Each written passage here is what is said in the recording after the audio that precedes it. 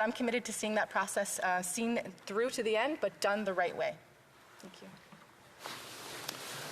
Then I have Député de Saanich Gulf Islands.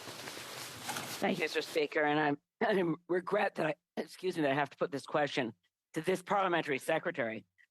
When we speak of reconciliation, and today we're debating a baby step in Bill C-38, and I'd add to the adjectives used by the honourable member for Timmins, James Bay, the racist law.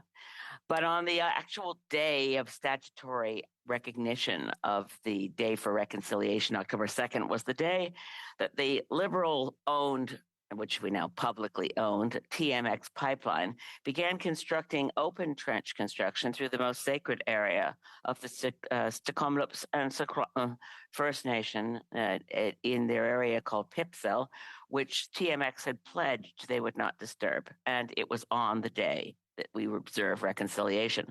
It made a mockery of reconciliation as it made a mockery of the Liberals' commitments to climate. I wonder if the parliamentary secretary discusses that with her caucus. Then I have Secretary Parliamentary. Thank you, Mr. Speaker, and I deeply thank my honourable colleague for that question.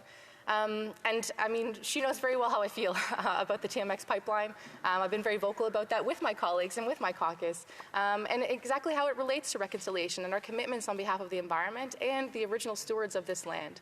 And so I continue to have those difficult conversations and try to move forward with a path that would, I find, bring in those voices. And it is quite shocking to think that it was on the day of Truth and Reconciliation. And so I thank her for bringing that to the House's attention. And I look forward to having further conversation with her on how I can best continue, again, these difficult conversations within my own caucus. But, you know, again, I'm deeply committed to the environment and reconciliation because they absolutely go hand in hand.